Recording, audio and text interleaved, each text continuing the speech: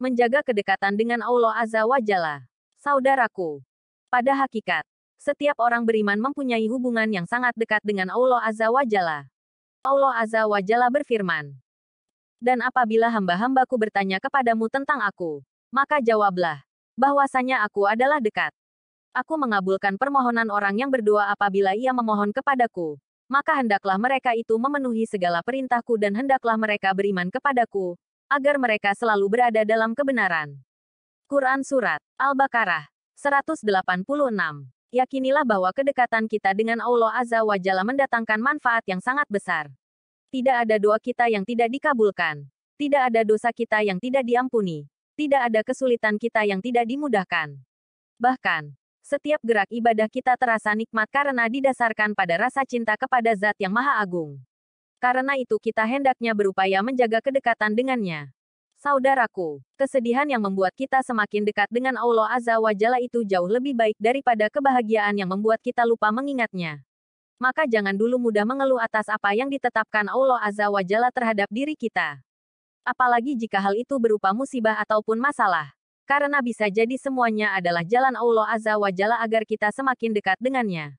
Jangan mengeluh bila Allah Azza wa Jalla tetapkan masalah dalam hidup kita. Karena itu adalah jalan agar kita terus bergantung padanya. Dan mungkin saat kita mendapat kenikmatan, hati kita tak pernah kita asah dengan syukur.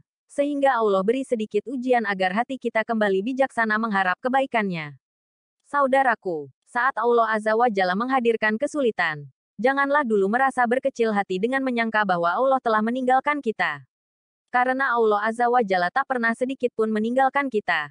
Hanya saja kita yang tidak pandai memahami hal itu, dan selalu bertindak seadanya dan semaunya.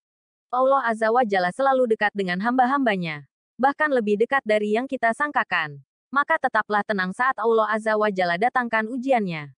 Karena kita mempunyai Allah Azza wa Jalla dan tentunya Allah tidak akan pernah memberi kita ujian di luar batas kemampuan kita. Saudaraku, Allah Azza wa Jalla akan memberikan balasan sesuai dengan amalan yang kita lakukan, al-jaza, min jinsil, amal, sebagaimana firman-Nya. Karena itu, ingatlah kamu kepadaku niscaya aku ingat pula kepadamu. Quran Surat Al-Baqarah 152. Rasulullah Shallallahu Alaihi Wasallam bersabda, "Jika ia mengingatku saat bersendirian, aku akan mengingatnya dalam diriku.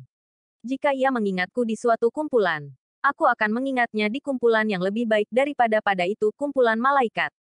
Juga dalam lafaz, "Jika ia mendekat kepadaku sejengkal, aku mendekat kepadanya sehasta. Jika ia mendekat kepadaku sehasta, aku mendekat kepadanya sedepa. Jika ia datang kepadaku dengan berjalan biasa, maka aku mendatanginya dengan berjalan cepat." Allah Azza wa Jalla menyebut-nyebut hambanya dengan kalam yang dia perdengarkan pada para malaikat yang dia kehendaki. Hal ini sebagaimana disebutkan dalam lafaz hadits. Aku akan mengingatnya di kumpulan yang lebih baik daripada pada itu kumpulan malaikat. Juga dikuatkan dalam hadits sahih lainnya. Jika Allah mencintai seorang hamba, dia memanggil Jibril seraya berkata, "Sesungguhnya aku mencintai si Fulan, maka cintailah dia." Hadis riwayat Bukhari nomor 7485 dan Muslim no. 2637. Hadits ini menunjukkan betapa dekatnya hamba pada Allah Azza wa Jalla dan dekatnya Allah Azza wa Jalla pada hambanya. Di antara nama Allah adalah, garis bawah Al-Qarib Al-Mujib garis bawah, Maha dekat lagi Maha mengabulkan. Saudaraku, musibah, ujian, ataupun masalah yang paling berat sekalipun akan senantiasa menjadikan kita semakin baik.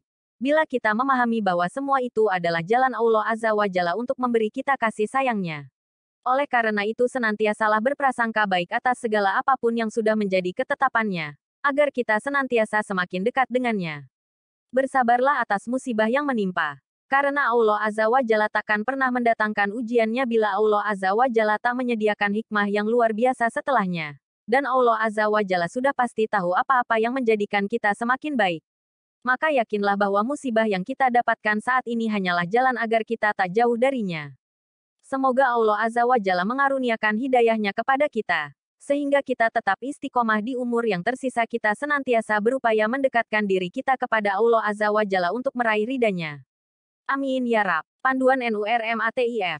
Dalam memilih pemimpin pada level apapun ada panduan normatif dari para pendahulu yang perlu dipertimbangkan yakni Bibit bagaimana asal-usulnya? Bobot bagaimana ilmunya?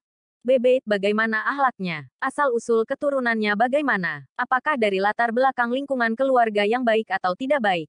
Bobot ilmunya, kemampuannya dan kecakapannya apakah memenuhi standar di atas rata-rata atau tidak?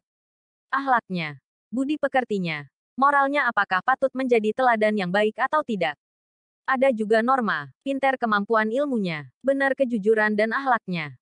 Kober siap menjadi pelayan. Norma dalam Islam memiliki sifat sidik jujur, benar berintegritas baik, amanah bisa dipercaya ucapannya. Tablik komunikasinya baik, fatonah cerdas dan berilmu. Tulisan ini adalah pendapat, bukan mendikte apalagi menggurui. Pembaca boleh setuju boleh tidak. Mari kita gunakan karunia Allah yakni otak akal pikiran. Hati nurani sesuai dengan fitrahnya. Mari kita selalu menyadari bahwa kebenaran akan selalu bermusuhan dengan kebatilan. Kebaikan akan selalu berlawan dengan keburukan. Kejujuran akan berseberangan dengan kebohongan. Keadilan akan berhadapan dengan kezaliman. Dua kekuatan tersebut akan mempengaruhi perjalanan hidup kita sebagai manusia yang mana kita harus berpihak dan memilih.